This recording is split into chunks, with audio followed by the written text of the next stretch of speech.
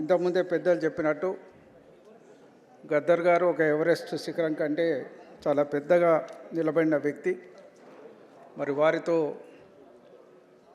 మనం మాట్లాడమనే తక్కువ, మాలాంటి వాళ్ళ జీవితాలను కూడా అనేక రకాలుగా ఇన్స్పైర్ చేసిన వ్యక్తుల్లో వారు కూడా ఒకరు. 1972 నుంచి 75 వరకు మేము డిగ్రీ చదువుతున్న సీకేఎం కాలేజ్ మీద ఆనాటి విప్లవ పోరాటాల యొక్క ప్రభావం బలంగా ఉండేది.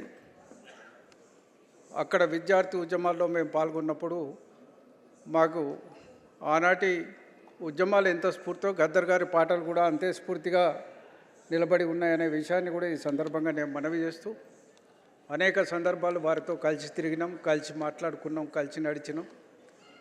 కొన్ని సందర్భాలు అయితే మేము ప్రయాణం చేయడానికి సైకిళ్ళ మీద పోతే గద్దరాన్ని ముందర కూర్చుండబెట్టుకొని సైకిల్ తొక్కిన సంఘటనలు కూడా ఈరోజు గుర్తుకున్నాయి. మరి ఏదేమైనప్పటికీ సాయుధ పోరాటం నుంచి అలా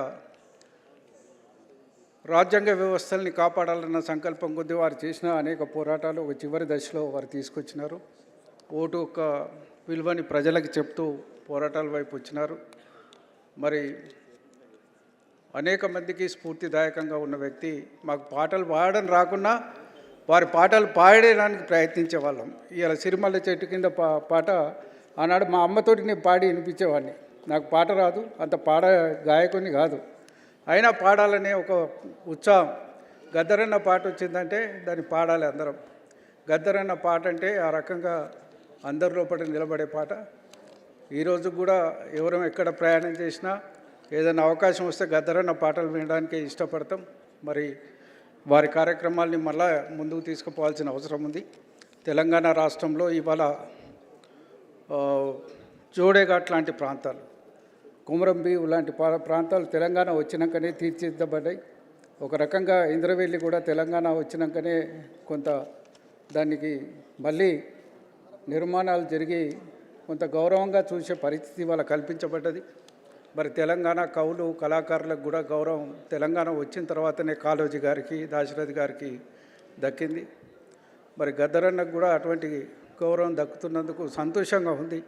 కానీ ప్రభుత్వం హామీ ఇచ్చిన మేరకు మరి ఏదైతే వారికి ఒక కల్చరల్ సెంటర్ని కానీ రీసెర్చ్ సెంటర్ కానీ డెవలప్ చేస్తామని ఏదైతే మాట ఇచ్చినారో, లక్ష్మణ్ అన్న నీకోసమే చెప్తున్నా, ఏదైతే కల్చరల్ సెంటర్ రీసెర్చ్ సెంటర్ చేస్తామని చెప్పి ప్రభుత్వం హామీ ఇవ్వడం జరిగింది. దయచేసి దానికి 5 నుంచి 10 ఎకరాల స్థలాన్ని హైదరాబాద్ నగరంలో తప్పనిసరిగా మీరు కేటాయించాలి. దానికి మా సూర్యం ఇప్పుడే 3 కోట్ల రూపాయలు ఇస్తున్నారు. 3 కోట్లు సరిపోదన్నా, దానికి ఖచ్చితంగా 25 నుంచి 30 కోట్ల రూపాయలు దానికి కేటాయించాలి. ఎందుకంటే ఒక రీసెర్చ్ సెంటర్గా కూడా అది పనిచేయాలి. ఎందుకంటే గద్దరన్న జీవితం మీద మీరు ఇప్పటివరకు నేను అనుకుంటా అన్ని యూనివర్సిటీలు చూస్తే ఒక 25 పిహెచ్డీలు వచ్చి ఉంటాయి వారి జీవితం మీద. వారు డాక్టరేట్ చేయకపోవచ్చు కానీ అనేక మందికి డాక్టరేట్లు అందించిన వ్యక్తి గద్దరన్న. మరి వారి సాహిత్యం మీద కూడా నిరంతరం పరిశోధన జరగాలి.